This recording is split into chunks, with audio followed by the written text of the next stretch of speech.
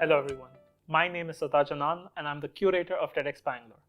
The coronavirus has altered life as we know it across the planet. But as you can imagine, there are many Indias living in India.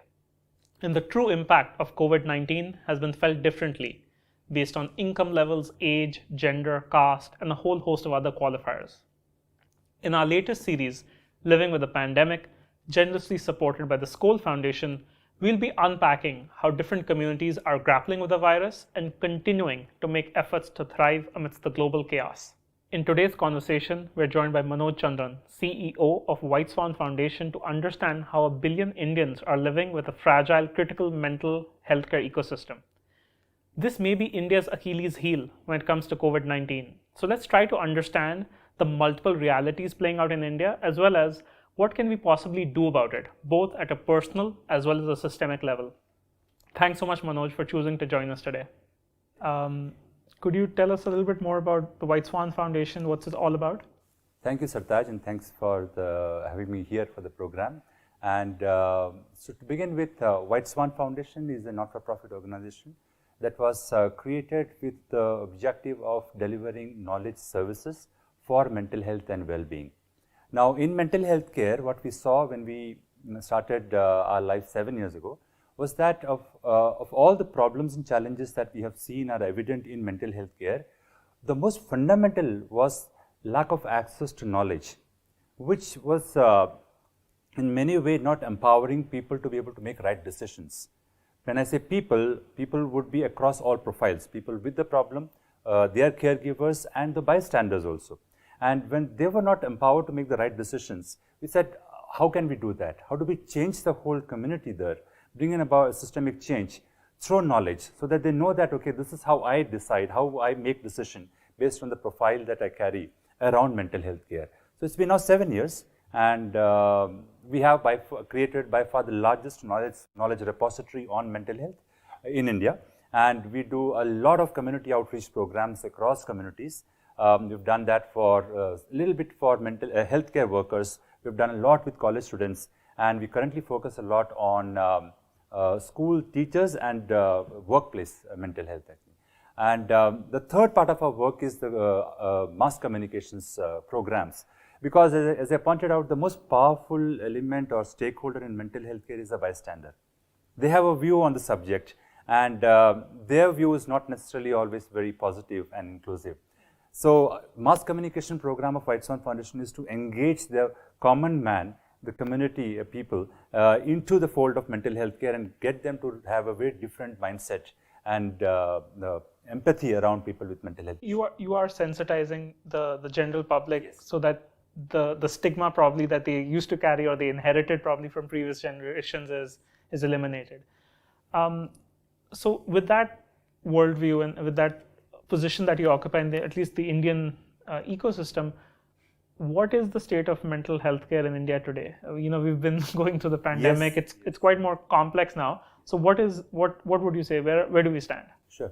Sartaj, we'll have to look at answering that question from different perspectives. To begin with, the fact remains that there is a huge prevalence of mental health issues. So the data that is always thrown at us is that 1 in 5 of us will have a mental health issue in our lifetime. Now, that's a sizable number. If you look at an Indian context, it will be 300 million people. And so the problem is large. Then on the other hand, we have this whole narrative that the number of professionals in mental health care is abysmally low. And we need to ramp up our service infrastructure. Now, that certainly is a requirement, but that probably is not the only solution. And we can't look at solving the problem of mental health care by only ramping up the service infrastructure and wait for that to happen. So that's the other perspective to it. The third, more powerful, according to me, is the social context of mental health care, which is about how much are we allowing people with the problem to open up and seek help and create an environment for them which is inclusive, which is more empathic. Now, so are we therefore targeting to change the social narrative, the social construct around mental health care?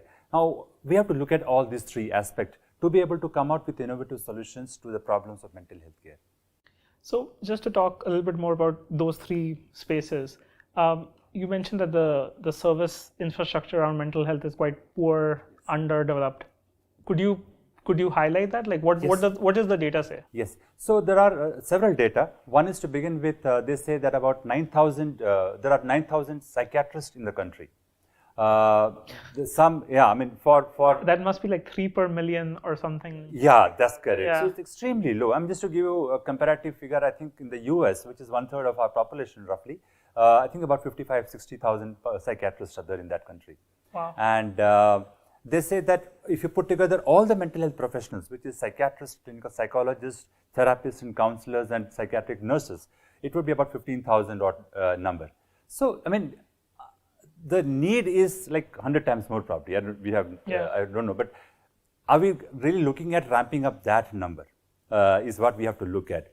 So service infrastructure has to improve. We need more service providers, we need more hospitals, we need more clinicians, we need more therapists, but we also need innovative solutions. We need, like for instance, use of technology and many other areas here. So, I think the problems are non-exclusive, non-binary. They tackle everyone equally. But like you said, the solutions really change according to your income level, your age group, your gender, and the context you live in. What have you observed? Like coronavirus has it's causing economic and social hardship to millions. But what is it doing across different income levels, age groups, genders in India? When you speak to the mental health care community, the professionals, are they noticing something from the grassroots? What's been that feedback loop? So there are very broad level. So the problem of mental health care in India is also there isn't enough data. The best data we got was 4 years back from NIMHANS, the National Mental Health Survey that was done. But yet we haven't really been able to do a lot of data collection. So while we know that mental health, the way it manifests in different communities, in different profiles of people, will be different, and its repercussions are different. It's the solution finding aspect is very different actually. So just to give you an example, during the pandemic, particularly during the lockdown, it was observed that domestic violence had increased. Yes. Actually, and there were a lot of theories and conjectures as to why it has increased. But the fact remained that yes, it had increased, and there was a lot of relationship issue that was seen during the lockdown, because all the family members for the first time were spending all 24 hours of the day in the same house, and most of the cases smaller houses and all, and they didn't have their own spaces and time for them to relax actually. So these were the issues, and they were cutting across profiles in many cases. But yes, there are dependent factors of mental health care and their manifestation, and sometimes the solutions according to the profiles of people, according to geographies, according to the nature of the work that they do, gender for instance, age groups, children for instance. During the lockdown, I have understood that children suffered a lot. Now they don't know how to articulate their problem as a mental health issue. Yeah, they're missing that language. Yes, they would miss the language, and parents don't know how to understand what they're telling me. If the children are becoming, for instance, more irritable, we don't know that's a problem. That's an emotional distress, outpouring of an emotional distress. So there are a lot of such issues. Yeah, when we had Pooja join us, she mentioned that the number of missed calls or invisible calls has shot up. So there are many data points like these, but we're not really harvesting that data. Yes. And I think this is also interesting because over the course of our conversation, we will touch on tech and a few other things. But what do you think is really going on in terms of these hotspots that you've identified in terms of geography or in terms of age groups? Is there a certain segment that you feel is more important or easier to tackle? Like in social theory, they often say, right, that if you can empower women in the household, certain a domino effect plays out. Yes. Do you think something similar might happen in the Indian context of mental health? Where should we focus on to begin the conversation, to begin the change? Good point actually, Sartaj. So there are two broad areas we should look at when we are trying to answer your question. One would be those who already have a history of mental health issue. So now to be able to identify them, which is like if we would know, at least the family would know. Yes. And probably the community would know, or let's say the workplace, somebody would know. And the moment we know that they are there, we have to make sure that we understand their challenges and we understand their needs. And therefore, we are then becoming an ally to this person who is having a certain kind of emotional distress. Second kind of profile of people are the vulnerable lot. Now, particularly if you look at pandemic, now what is, from an emotional perspective, what has the pandemic done? It's created an extremely different social life for us, which we were not prepared for, yes. which we were never trained for. For the first time in our life, we were told to just be at home. It was a warlike scenario. Exactly. I mean, in many ways it was worse than that actually, because wars, people at the borders would probably have more kind of experience of wars and all. But if you look at a person in Bangalore, wouldn't even know what a war would be actually. So, and again, today's generation, which is like 4 generation cut off from the last one. Yes. So, so there were a lot of such drastic social changes that had happened, which we were not ready for.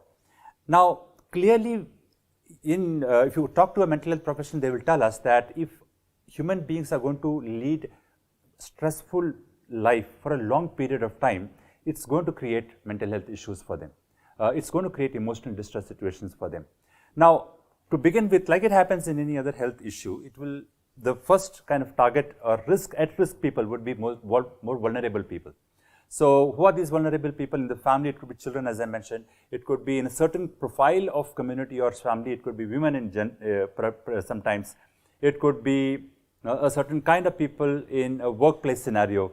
It could be, isn't it? So, we have to identify who could possibly be at risk to be getting, to be targeted at a possibility of getting a mental health issue in a situation like a pandemic, a situation like a lockdown, a very stressful situation and more adverse situation. Yeah, and just to talk a little bit about where do you think is that leverage opportunity, right? At risk obviously helps immediately sort of mitigate that problem, but do you think, what's the role of, say, women in this, right? We've also seen them as social watchdogs. We've seen them as custodians of their family. Do you think women, again, play an outsized role in our context to tackle mental health? So, first you were pointing out about the leverage. Let me first try and look at leverage from a general perspective, Sure. Sataj. I think if you look at mental health from a health perspective, the leverage is to immediately seek service. So, if there is a problem in the family or in the community or in the workplace or any other kind of group of people, then we know that I have to encourage the person to go and seek services. Yes. Now, in mental health care, that's not as linear situation as it sounds or as it exists in other healthcare situations, because there are so many other factors that decides or that make me decide to reach out, not to reach out to a professional, to open up or not to open up about my problem and all. Now, that's the leverage we as possible potential mental health allies must look at. So, in a family, if I know that there is a person at risk, an old age person, who cannot handle this current situation at all, I know that there is a vulnerability that exists actually. There is a chance of the person showing up emotional distress. What can I do? Yeah. There is a leverage there actually. Yeah, so allyship, we've seen it play out in the LGBTQ community, Yes. in PWDs and lots of other spaces. How, is there for example, for viewers who don't know, and even in my case, how does allyship manifest in the mental health space? Is there an organization? Are there neighborhood communities? How does this play? Great point. So we often get into discussions on this subject, and this is so important because at the root of solving any problem in mental health care, Sartaj, I think it is about creating a world where everyone is a mental health ally. And the reason is because the moment I know I have a view on mental health and I have an attitude towards somebody who has a mental health issue, I am a stakeholder of mental health care. Now, am I carrying a positive or constructive view there? Am I a constructive stakeholder there or an ally there? There are two very very basic ingredients required to be an ally. One is empathy. And I have seen this, that empathy does not get executed if you don't have the right knowledge. Yeah. Many a time, and most of the time when I am discussing, having sessions with or conversations with people, they will say that I have a colleague who has had a mental health issue, but I don't know how to approach the person. I don't know what to speak, how to communicate to the person. So I'm actually, by nature empathic, but I don't know how to demonstrate that empathy. I need to know, therefore, first is to permit yourself to say that I want to be a mental health ally. Now let me pick up the right knowledge to say that what does it mean? What is the objective of me being an ally or me deciding to do something for my colleague or my family member or my neighbor who may probably demonstrate some emotional distress? The moment I have begun to pick up the right knowledge, White Swan Foundation is just the right place because we have huge amount of content and information about being an ally, about knowing what is the objective of your action and what is that the person with the problem expecting of you as an ally. Yeah. This is what is required. Yeah, allyship is sometimes uncomfortable because you're forced to Yes. occupy a position where you don't have all the answers, but you still need to be present for the other person. Exactly. It is a role of service leadership. I think this touches upon a big topic. We've broadly seen that a lot of mental health is this loss of sense of control. You feel that you are no longer in control of your own life, your own thoughts, your own situation, and that helplessness often emerges internally. Allyship is one way. Access to mental health care professionals is another way. What else can people do in this current context, especially because we never know when we could have another lockdown or a situation like that? Is there something people can do to regain that sense of control from maybe a self-care perspective? Yes. So while we spoke until now about mental health from a curative perspective, which means that if there is a person who has a problem, what can be done that the person reaches out and seeks professional help? There is certainly a preventive element to mental health care, mental health issues. And this is extremely important, I would say, from an Indian perspective. And countries like India, which has huge shortfall of professionals and service infrastructure. Because if you really have to solve the problem, we have to probably also equally focus on not allowing the problem to become big. Yeah. Which is about getting people to understand the importance of preventive steps towards mental health care. So I think it is important for communities at every level, from a family unit to organizations and any other community unit that we could pick up, to begin to have this conversation around prioritizing mental well-being. Because then you are helping people who may be at risk. Yeah. And then you are allowing people who could potentially be allied to say that I'm going to encourage people to focus on well-being. Leaders, I have been saying this, that leaders have an extremely important role to encourage mental well-being and getting people to prioritize, understand what needs to be done about mental well-being and mental wellness. Yeah, we've seen that often, at least in a few organizations, taking a day off just for your mental well-being and to recharge yourself mentally is a perfectly plausible, viable reason now. Yes. So I think it is changing a bit. You touched upon, employers and organizations playing a key role in this. Work from home is now a pervasive part of our life now, but it can have severe effects on our well-being. What do you think is playing out? Like, can employers play a bigger role in placing this culture of care, right, at the heart of work? Because right now, most narratives around productivity, efficiency, getting more ROI. Yes. And I feel that, especially when you're cohabitating so closely with your family, you're missing that separation from them. You're also missing that association with your colleagues, your peers. This is a very distressing environment. It can be a cocktail of sorts for mental health issues to crop up. So what's the role of employers in all of this? What can they do for this culture of care? That's a great point, actually, Sartaj. So if you look at what is work from home, that has certainly been given to us, it's essentially, again, a very big shift that has happened into our lives. Now, any shift that happens in our lives will call upon some recalibration to happen in our emotional health, even in the way we would live our life, have relationship with others and all. Now, like for instance, at workplace, and certainly I'm not able to meet my friends physically and have lunch with them and other things. Yes. Now, it is important for the decision makers of organizations, when they are forced to take decisions around things like work from home and all, to be able to understand the impact of that. To say that, I think this is not as transactional or as easy to say that, okay, carry your laptop home, at least in the knowledge industry, and everything is just the normal way you work, and but it's not that. So it's important again for the HR professionals and the decision makers and leaders in organizations to say that and ask the question to themselves that what is the impact? What would happen? So can I therefore understand from an emotional perspective, from a resilience perspective? This is very important because working from home will create a lot of stress.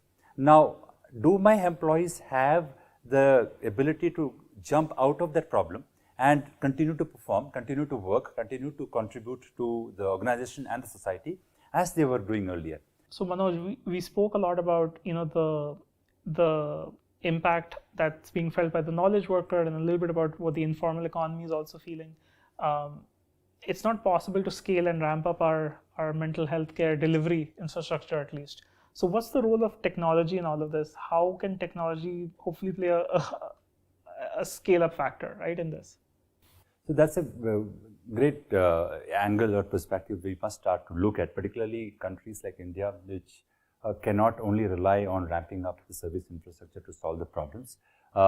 We need technology to be able to help us innovate and come out with solutions which disrupt the way we are looking at addressing the problems. And I feel that in mental health care, particularly in India, we've just scratched the surface in terms of the possibilities and potential that it has. Of course, in the last 2-3 years, there's been a slight spurt in the kind of tele consulting or tele counseling that has been happening over the internet, and a lot of people have become more comfortable with that, and which is very good. And so access to professionals, at least from that perspective, has increased a little bit.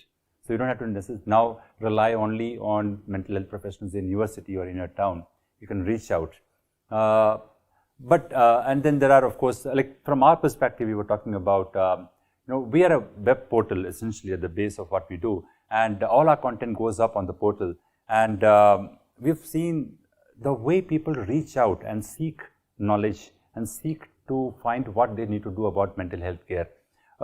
We have content in English and 5 Indian languages.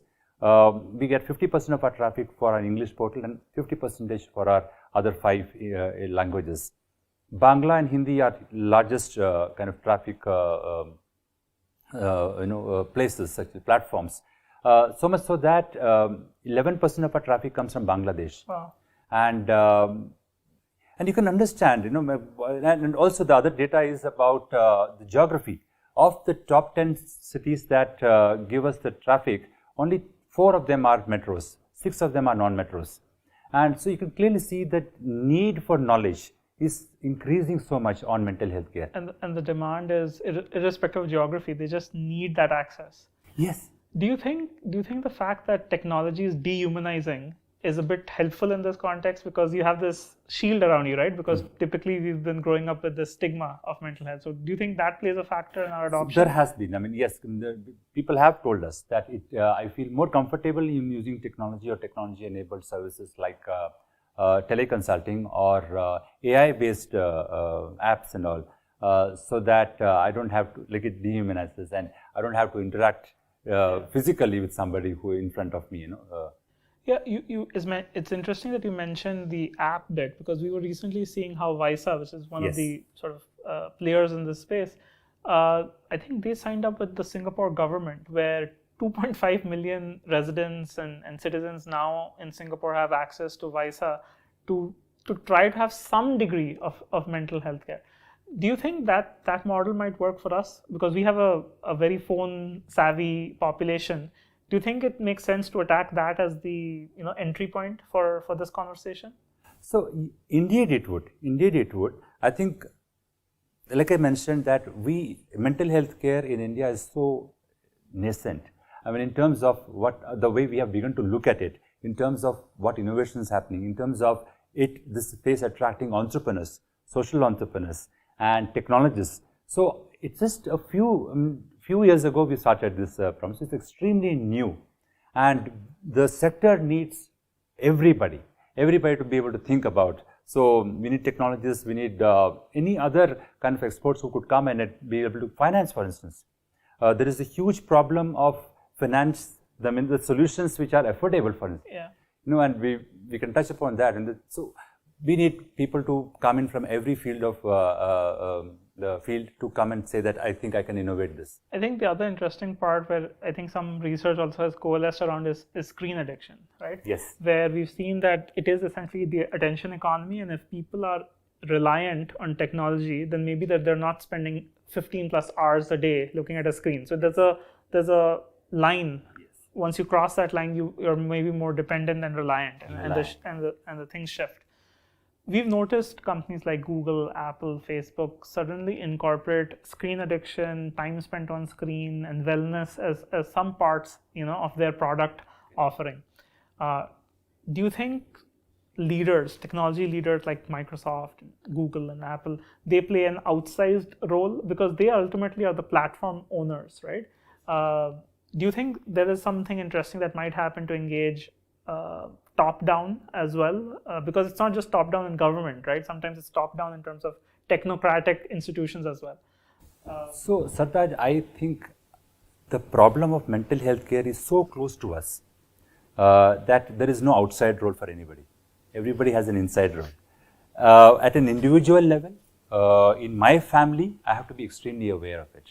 I should know, okay, there are people like this and all. At organization level, at those leading organization level like Google and others, to say that what is that I should do every time I come out with an extremely nice, innovative solution product out in the market. Yeah. So I think everybody has to make sure that all of us, every single person, and government for instance, agencies, that mental health must be one of the priorities of all of us. So you touched upon financing, right? Yes. How we've seen green bonds, we've seen lots of innovations happen in the social sector to try to tap certain types of funding. What does philanthropic or even other funding look like in the context of mental health care? It's not enough.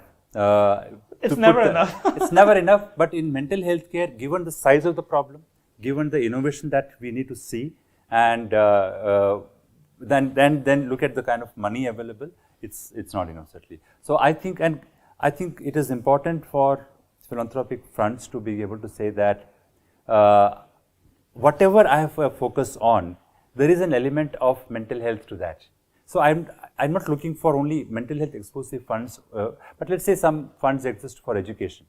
Now, is there a part of that education fund which says that it is about emotional health of my children, of the students or who I am in the geography that I am serving? Or SEL education or SEL education and all. So SEL education is a classic one. I mean, am I really investing in that? Yes. Because we have a very strong teachers training program. We have a one-day training program. We've done that for 750 teachers because they are the first touch point in most cases where a problem in a child will come out and they will come to know about it. It all depends of the decision of the child or their parents in terms of how the teacher has reacted. Yeah. How the teacher has really looked at the problem and created an environment in the classroom for that child. Yeah. So, can I train teachers? Can I look at risk population in the classroom? Yeah. And what is it? So, a lot of data creation collection. So we know that probably 3 to 4% of our GDP is just allocated on broad healthcare. Like Yes. That's our national allocation. I'm not really sure how much of that would be for mental healthcare as well. Do you think similar allocations exist probably in the philanthropic or social sector? Like people are thinking about healthcare, but probably 2 to 3% of those funds are for mental health. Exactly. No, I think one is, of course, there is a need for us to have exclusive mental health care funds for that, and really look at innovation, look at encouraging people to come out, be it social entrepreneurship area or even entrepreneurship area, and encourage them to come out with solutions. And we really need very innovative, nice solutions there. But I'm also saying that we want people who have funds for other sectors to be able to say that. I think environment, for instance. Yeah. What is the mental health angle to it? Yeah. Disaster, natural disaster, there are funds and all. What is the mental health angle to it? So proximate partnerships within their funding interest, focus, but a grandfathering or at least involving mental healthcare into that. Yes. So we've seen that at a systemic level also things are changing. The insurance regulator recently announced that mental health illnesses would be covered in all regular policies as well. This is one applaudable sort of step in that right direction. But what more needs to happen at a policy level, particularly? What do you think the role of government is? Because they can really create immediate effect, right? Yes. On your wish list, what would you advise the government, for example, to do? So, I think government, that they brought out this Mental Health Care Act is a great step forward actually. I think the way it is getting implemented in state and in some states at least, it's really a great sign of how governments and agencies have begun to take proactive step in making sure that the right service infrastructure exists which are accessible to people at the district level and all, which are great step. And I think if you look at the very first step usually government will take is to make sure that service access is quick and quality, good quality is provided actually. That certainly is required in mental health care. But as I pointed out that it is not going to solve the problem of mental health care. So it is important, I think governments particularly and even large organizations and institutions begin to look at addressing the preventive angle of mental health care. I think the Fit India slogan that the Prime Minister has brought out must very strongly include mental health care. Yeah. And really encourage people to say that I'm going to prioritize mental health care among other things that I will do. It is important for government because from a GDP perspective, the amount of money that we will spend on mental health care, we will never have enough. Yes. I think if we can prevent the onslaught of mental health issues or increase in its increase, then that will really help us save some money there.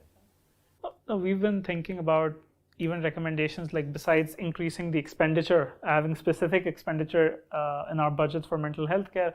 Also, for example, above a certain size of employers, we could also recommend enforcing, the employee assistance programs, the EAPs. So there are things that could be done, but it's always interesting to see how the space evolves. Yes. So, Manoj, any parting words? What can the common person do to best protect themselves, to best play a role in this? What are your parting words for our audience? So, for the common man who may probably feel that they are a little detached from the realities of mental health care because they don't know of anybody who has a mental health issue or they have never been a caregiver to anybody. I think the first thing I will want to tell them is that the person with the problem, any kind of emotional distress problem, severe or milder, the first thing they face is to make the right decision. We must understand that can I open up and speak? How do I reach out and seek help?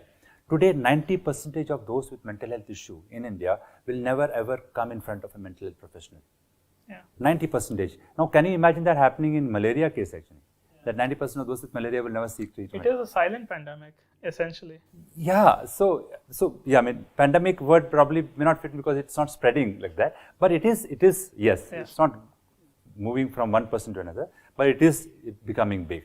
Second thing is, of those people who really eventually reach out to a mental health professional, they take years to finally decide to be in front of a professional and seek help.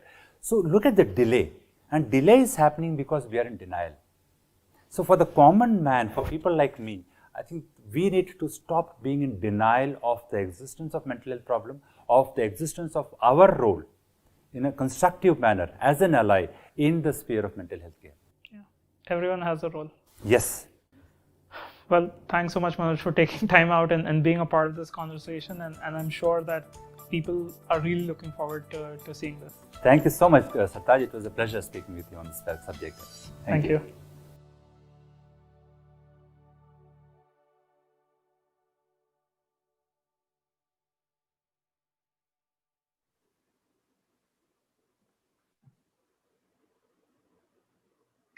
Thank you, Sartaj, for that conversation.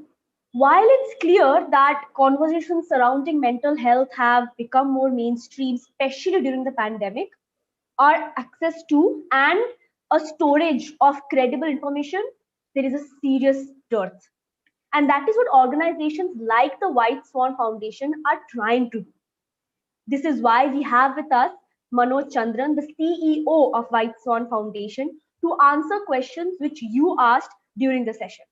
I am Rahi Bhattacharjee. I am a member of TEDx Bangalore's team, and I'm delighted to ask these questions directly to Manoj. Hello, Manoj. Hello, Rahi, and thank you so much for having me on your program. Thank you. So, the first question which Simran has asked, the pandemic has left people and children living in toxic households particularly vulnerable. What is the current state of our critical mental health care infrastructure like emergency helplines, suicide prevention lines, etc.? So that's a good question, actually, Simran. And many of us are concerned about the increase in the incidences of emotional distress, particularly. It may not be necessarily mental illness, but emotional distresses around the current situation.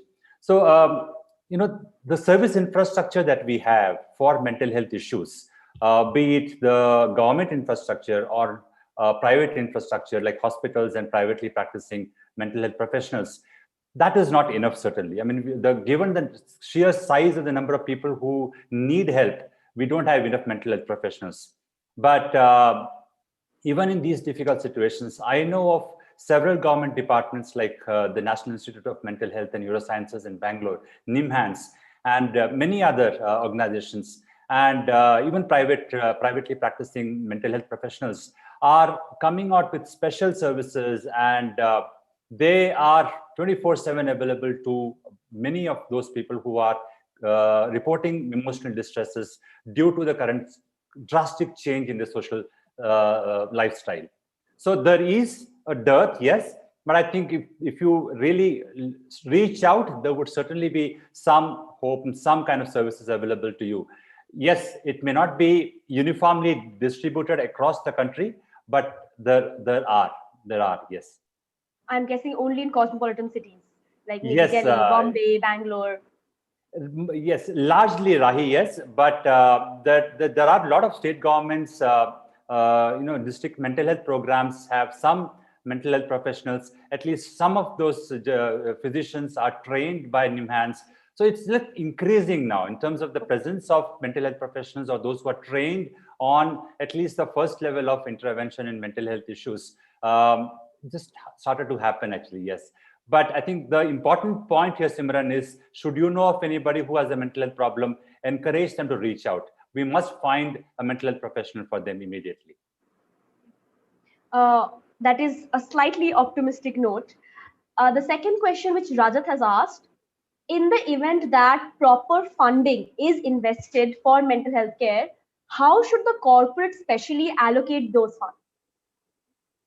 So, look at corporate as an entity in the social fabric. So they are extremely integral part of the society. So it's very important that corporate begins to look at identifying what are the top priorities in the social concerns that we have. And it clearly comes out that one of the important health issues is that of emotional distress or mental health issues. So I think it is extremely important. And the second important reason why corporate must look at mental health issue as a priority is because a lot of those who are currently in their workforce and more so in their future workforce will be reporting about mental health issue in some or other way. Even more people will be reporting as caregivers to those who have mental health issues or emotional distress. So you can understand the need for corporate to invest into identifying solutions or encourage solutions which help us deal with the problems and help us leapfrog the current kind of issues to be able to think of innovative solutions which handle the size of the problem that we are grappling with. So there is huge need for corporates to look at how they could invest. Now, corporates don't need to be told how they can invest. The moment they are told that this is why they must invest, you'll find them really being innovative and encouraging social entrepreneurs, and many others to come up with solutions. In your talk, you specifically did mention the conversation did go to Facebook and Google, and they are giants globally, so they have a huge impact. Could you name some other private institutions that you personally know that have been, taking great strides towards taking good care of mental health? So there are a lot of organizations that we know of who have begun to bring in mental health care in their management language, lingua. So they are discussing mental health, employee mental health in their strategies. They are discussing as to what possibly could be solutions. Until now, I mean, it is so, just as any other health issues in the corporate world, also employee mental health care began being looked at from a service perspective. So many organizations in Bangalore, many other cities in India have been offering free consulting mental health, access to mental health professionals for their employees, directly as an in-house mental health professional or through a partnership with employee assistant partners. And they have been doing that. But the big challenge that corporates have now begun to find is that the number of people who reach out to EAP partners or in-house mental health professionals is not very high, given the extremely high prevalence of mental health issues. So now corporates are beginning to say that we have to do beyond just providing access to services, because like I was pointing out in my discussion with Sartaj, that the solution or the problem actually of mental health care does not lie in only the clinical space. We have to really understand the challenges around the social space also. So we know a lot of companies. There are Accenture, Microsoft, even Indian companies, big Indian companies, and we can even go beyond IT services to look at large organizations like Unilever, who have begun to look at creating a social structure within their workforce, which is very conducive, empathetic, and inclusive of those with mental health issues, which is the key requirement, I would say, in solving the problems of mental health care. Is it at the pace you would want it to be? I'm very happy with the pace, I would say, because Rahi, if you look at the kind of size of the problem we have, of course, the pace is not enough. But this is the beginning that we have made. I mean, if you look at 4, 5, even 6, 3 years ago, we haven't been discussing mental health with the energy that we are doing today, post the pandemic. So, given that it is such a nascent kind of a concept or discussion point in the social structure, I'm very happy with the fact that a lot of people are asking about the hows and whys and what can we do. A lot of youngsters are coming up, asking about how can they become mental health allies.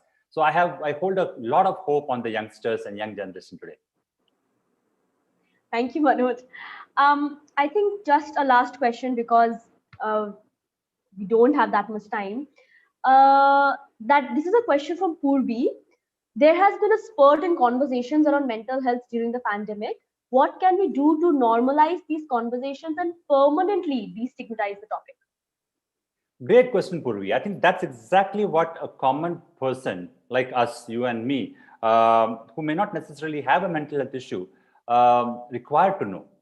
I think I keep saying this in every forum, that the problem that are due to the symptomatic aspect of the mental health issue, probably, which is certainly a big issue and challenges, but they probably are not as big as the social challenges that those with mental health problems have to grapple with. And to be able to therefore understand those challenges and see your role as an ally in solving that problem is key for the common man. So it's very important that we change the language, we change our viewpoints. We don't carry the fear element of mental health issues in our minds, because we don't carry denial. Now, denial is the single largest, I would say at least, single largest problem of mental health care. We are in total denial. The moment I have a mental health problem or in my family, first thing that I will think of is, I don't think it's a mental health problem. That's not how we would want to approach. Just as we approach other health issues, we must look at mental health issues. So completely bringing in a whole new paradigm of looking at mental health care, new mindset into mental health care is key requirement here. Our go-to response cannot be कि अच्छे से खाओ, अच्छे से सो तो ठीक हो जाएगा. Yes. Thank you so much, Manoj, it's a very important topic, and for enlightening us about it, and for telling us what we as common men and women need to do. Thank you so much for joining us. To the rest of the people who tuned in for the show, thank you so much. If you like content like this, please keep following us. And we always appreciate feedback. So do come to us on our social media channels on YouTube, Facebook, Twitter to leave any feedback you want to. Thank you so much. Thank you, Rahi.